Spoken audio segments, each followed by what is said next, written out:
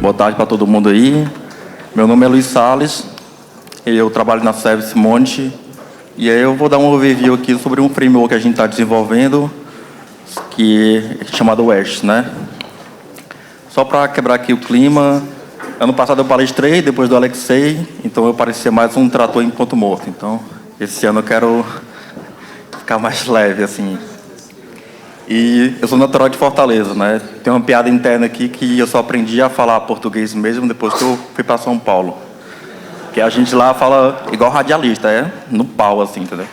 Então, tentar dar uma aliviada aqui. Vamos lá. Quem tem animal de estimação aqui? Só para ter uma ideia aqui. Cachorro, gato, porco, galinha, cobra, né? Sei lá, vai que... Não. West. West é uma raça de cachorro. Ela é originária da Escócia, tá? A raça dele é West Highlander White Terrier. É nativo da Escócia, originado assim da raça de... Nasceu de Cairns Terriers, que aí eles nunca foram totalmente brancos, né? No começo tinham várias cores, champanhe, branquinho, pretinho e tudo. E aí, num certo momento, junto com o coronel, que ele caçava muita raposa, o coronel foi lá e matou o West dele sem querer, achando que era raposa. E nesse momento ele, se eu confundir uma vez, eu vou matar outra, né? Então ele pegou, focou nos branquinhos para fazer a linhagem, né? Assim, quem assiste Game of Thrones, né? Tem que manter a linhagem viva, né? Então ficou tudo branco agora a partir desse momento. E por default, eles são uma raça de caçadores, né? Eles caçam e faz o processo de caçar. Eu já levei meu cachorro com paca, essas coisas, ele cava e se não achar o buraquinho lá, ele caça até achar na China ou no Japão, né? Depende. Deixa eu ver. Tá. E o que é que isso tem a ver com os hábitos, né? Qual é o problema? Eu sou de consultoria, eu trabalhei a vida inteira em consultoria, ou então quando eu chegava no cliente, assim, no ambiente, eu sou louco por hábitos e tal, vou implantar aqui, motivado e tal. Como está seu parque? Cri. Ninguém sabia nada como estava o parque. Quantas máquinas Linux tem aqui? Ninguém sabia de nada. E aí, por essa razão, eu tinha que ir lá, ver cada parque, fazer um scan na rede, conhecer mais o ambiente, tudo. E eu levava um puta tempo para fazer isso. E as consultorias, de maneira geral, quando você chega lá para o cliente, o que você tem aqui? Ele, eu tenho tudo. O que você quer monitorar? Tudo. Quero ver o céu aqui. Então, tá, vamos lá. Tá. Normalmente a gente chega na consultoria, conversa, bate um papo, vamos fazer uma instalação do seu ambiente aqui.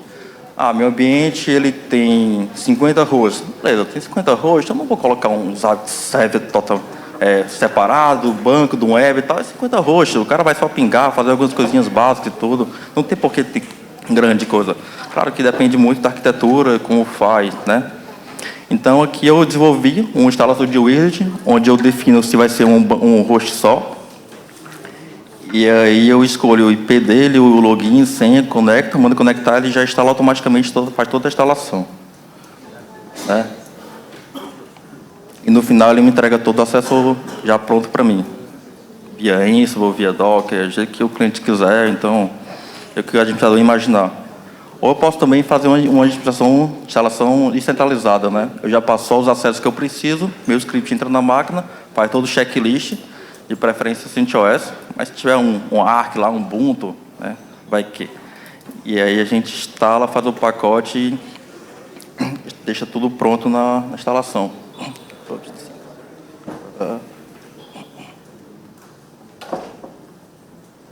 Cadastro de acesso. Qual o problema disso? Eu, nas minhas vivências por aí, eu conheci uma empresa que ela tinha 100 servidores. E por alguma razão, o analista era muito raiz, bastante raiz. E aí ele tinha para cada servidor uma senha diferente. AD não, Microsoft, né? O que é isso?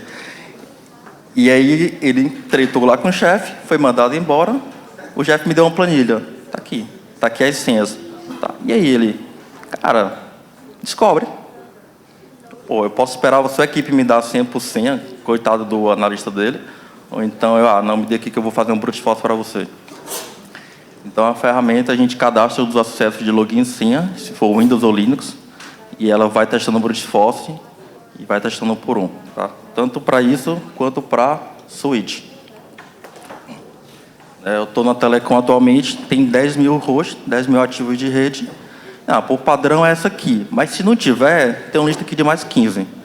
Aí você testa um por um, aí se for acontecendo, vai rolando.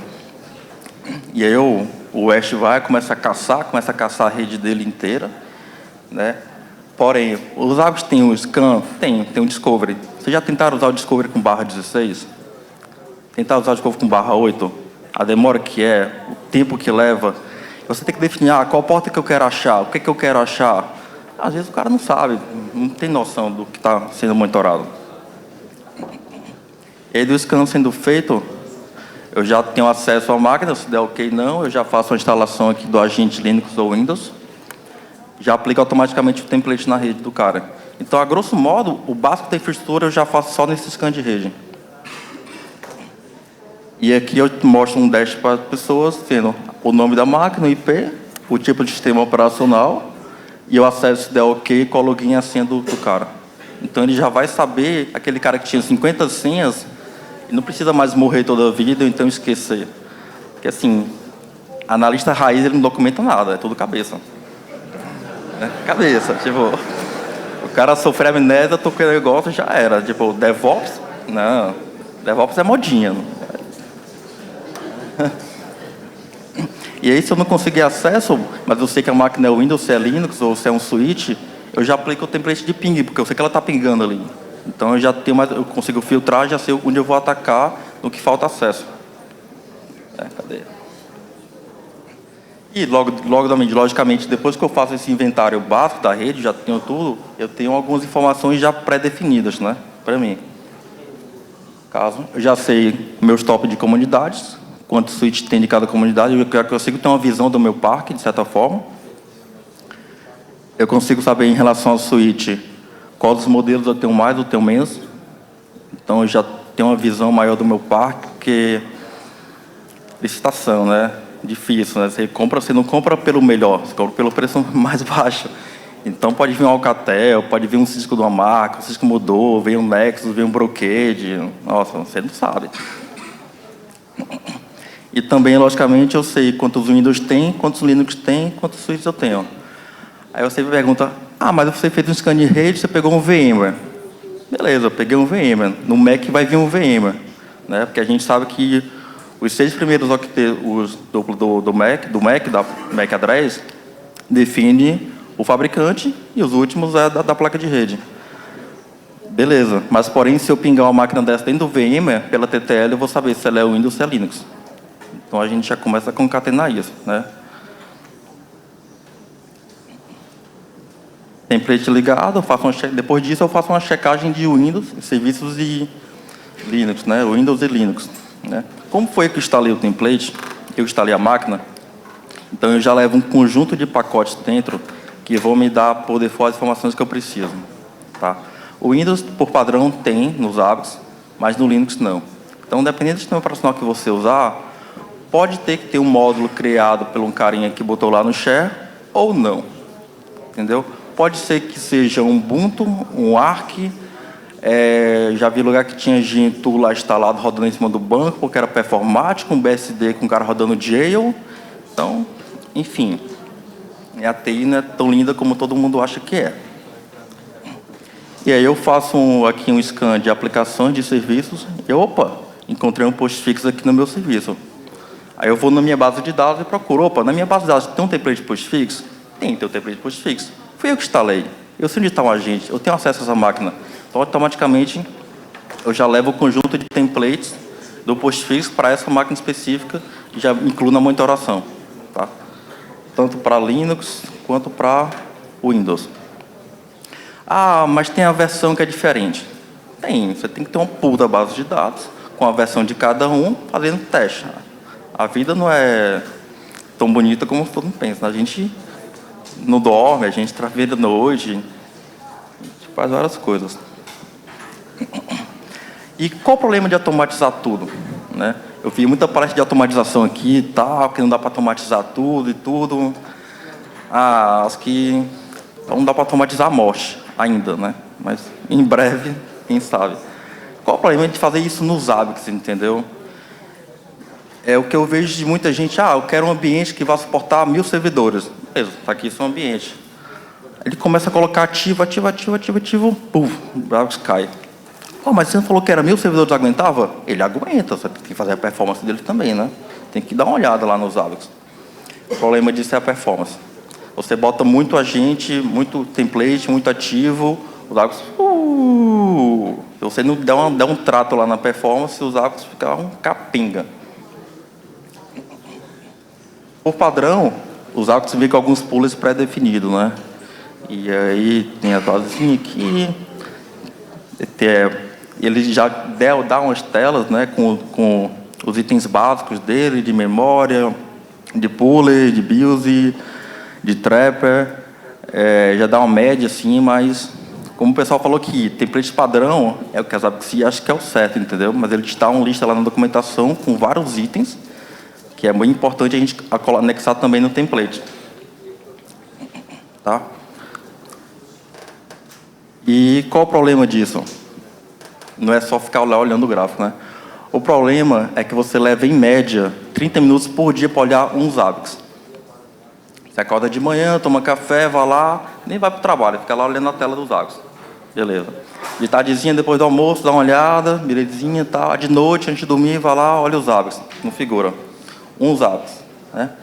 Se você tem 10 Zabbix, entre Zabbix e Zabbix Proxy, são 5 horas por dia, né? Se você tem 50 Zabbix, tem que botar uma equipe só para fazer Zabbix, só para olhar a performance de Zabbix, né? E aí, quem tem aqui 10 caras só para cuidar de Zabbix? Você não. Você mesmo não. E aí a solução que eu criei foi o Hector. O Hector é meu cachorro, tá? Essa gracinha aí. E aí, uma vez trabalhando em casa, assim, ele fez uma bagunça na minha casa. A gente arruma a casa bonitinha, né? O cara vai lá e desarruma do jeito dele. Enfim. O Hector hoje, ele trabalha com matemática básica, tá? Eu basicamente uso regra de 3, que eu vou lá no item get dos Zabbix, pego o item dele, pego o meu valor e faço uma regra de 3. Eu tenho 5 puller configurados, mas estou batendo 80%. Quantos realmente puller eu estou usando? 4. Quantos puller eu preciso colocar para ele baixar para 50?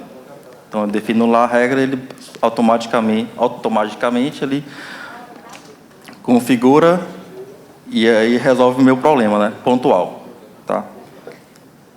E qual o problema disso? Toda configuração no ZabbixConf tem que ter um restart, né? Alexei, me ajude. Help me, help me.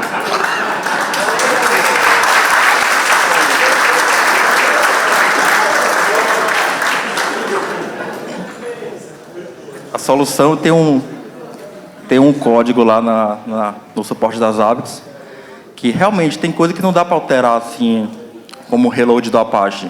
Mas algumas coisas, como a gente aumenta e diminui o increase do log, podia, o puller, já que está sendo meio que modular agora, a gente podia aumentar ou diminuir o número de puller. Tá? Memória é um ponto mais diferente, porque aumentar sempre é bom. Agora, baixar a memória, nem tudo é como o LVM, né? Que avisa para você que vai dar merda. Né? E ao longo... O Hector, eu palestrei sobre ele, eu criei ele tem 2 anos, então ela está um pouco diferente, ele hoje em dia, mas a longo prazo eu tenho que colocar ele numa base no SQL, porque eu não quero só pegar 1 hora de dados dos Zabbix, eu quero pegar todo o histórico de dados dos Zabbix, todos os itens de performance. Eu quero pegar nível de CPU, nível de memória, nível de kernel, e entrar numa maneira que eu consiga calcular o custo realmente dele e entregue uma monitoração mais assertiva. Porque hoje ele só diz quanto está e quanto tem que alterar. Mas, a longo prazo, isso não é muito inteligente, né? Então, a ideia também é colocar ele para aprender junto com os dados dele, com machine learning, deep learning, inteligência artificial, que ele crie e fique lá sendo meu Jarvis da vida. Tá? E quando apenas um server não é o bastante, né? Quando apenas um servidor de Zabbix server, que foi o que eu perguntei para ele quando ele vai ter um cluster de Zabbix Server, quando apenas um servidor de proxy também não é o bastante. Entendeu? A gente vê várias pessoas aqui falando que tem um proxy, tem outro, mas... E aí? Quando um cai, beleza, eu movo para outro. E se cai os dois, você faz o que da vida? Você chora? Bom. Quando só tem um, a gente balanceia, né? A gente fica brincando. A gente cria uma alta disponibilidade. Tá? E aí, em grandes ambientes, a gente tem alta disponibilidade para a web, a gente bota um HProxy, fica balanceando os servidores lá. Para a API também, que a gente pode definir vários servidores onde vai bater a API, então mete o HProxy da mesma forma e balanceia. O F5 ou qualquer solução de balanceamento aí.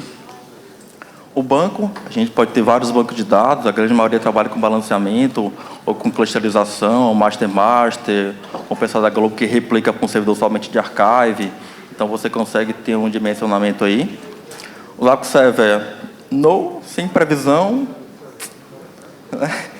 E os proxies? Os proxies a gente pode balancear. Qual é a ideia aqui do balanceamento? A ideia é que eu fique balanceando os hosts entre os proxies sem que isso cause uma perda de memória de desempenho no meu ambiente. Quem que já mexeu com VMware? Todo mundo já viu na vida, né? Basicamente é brincar de fazer vMotion de um lado para o outro. Como vai funcionar, né? Como em alguns casos funciona.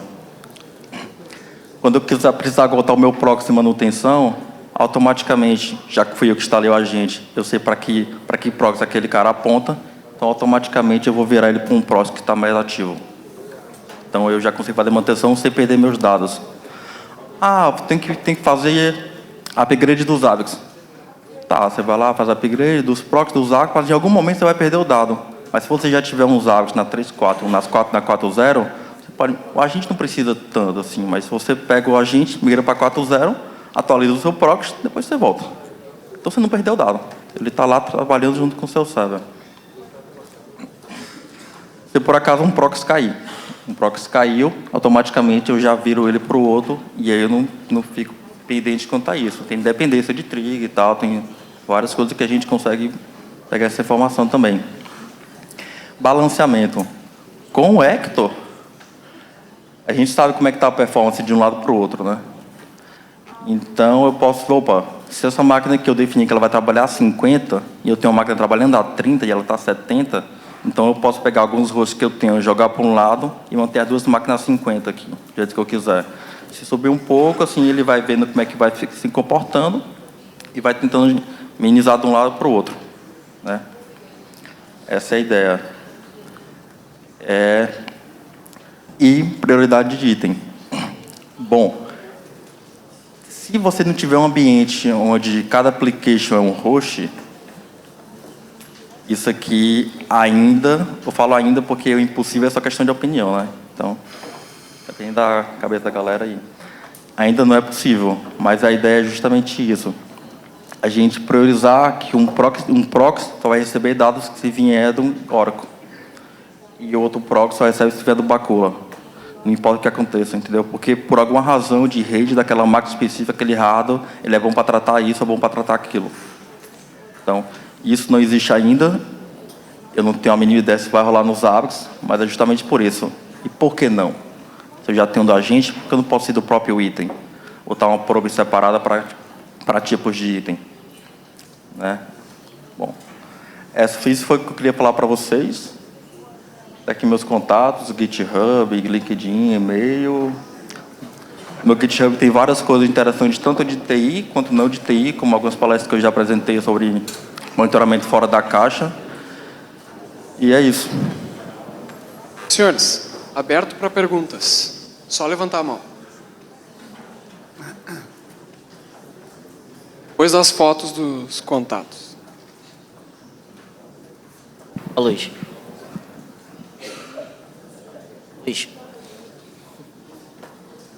Parabéns pela apresentação. Na primeira parte da apresentação, a gente viu a questão da automação para fazer a criação de todo o ambiente dos apps, né? Um módulo em all-in-one e separado. Existe também um módulo para fazer em alta disponibilidade? Já pensa em algo voltado para isso, não? Já. A ideia, eu fiz somente esses dois, assim, a nível de web, mas a ideia é que já configurou um Fire TMF da Microsoft. Quando você abre ele te mostra várias zonas, né, como você quer definir. Então, você vai, clica, eu quero desse jeito. Porque para muita gente, eu quero dessa forma, o cara não consegue escrever, mas se você der uma imagem para ele, é isso que eu quero. Salvou minha vida. Pronto, eu quero dar uma ideia de topologia de rede, ele escolhe, fala qual proxy ele quer bater e pau no gato. Só para completar, o back-end da solução, o que é que você está utilizando? Cara, Shell, né?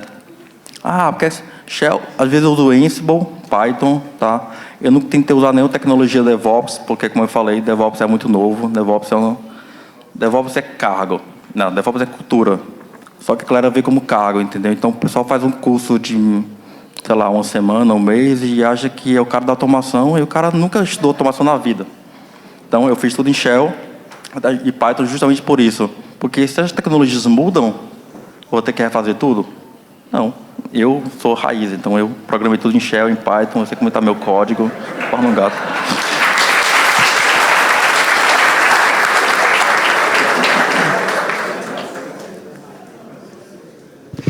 Ô Luiz, tudo bom? Fiquei na dúvida quanto ao Hector, cara. Eu entendo que tem essa dificuldade de reiniciar o serviço, toda vez que baixa o serviço em grandes ambientes, vai ter que descarregar todo o cache em memória, e demora e tal. Como é que tu está resolvendo isso? Assim, tu deixa para executar num período? Como é que é a tua solução para esse tema? Eu organizo ele para executar num período. Assim, na verdade, eu deixo ele só como mostrando para mim o que está acontecendo. Então, essa hora mudou para tal lugar, essa hora mudou para tal lugar, entendeu? E aí, quando eu ver que tem alguma coisa muito fora do normal assim, e aí eu altero. Tá, mas eu sei que não é a solução, porque em alguns casos eu tenho que alterar por semana. Eu peguei um cliente que ele trabalha com nota fiscal, essas coisas, e tempo de fechamento, tudo sobe. Então eu sei que eu já meio que organizo, daqui a 5 dias você vai ter um aumento, porque vai começar a fazer faturamento. Eu sou o cara de monitoração, mas quando eu entro tenho que entender todo o processo de como funciona para poder dar uma interação melhor para ele. E aí eu já meto uma manutenção programada, que a gente vai ter que alterar isso aqui, porque no seu passado você já teve isso, então a gente meio que aprende, assim. Mas enquanto não tiver isso resolvido, nem sei, não sei se vai ficar brincando em memória, sei lá.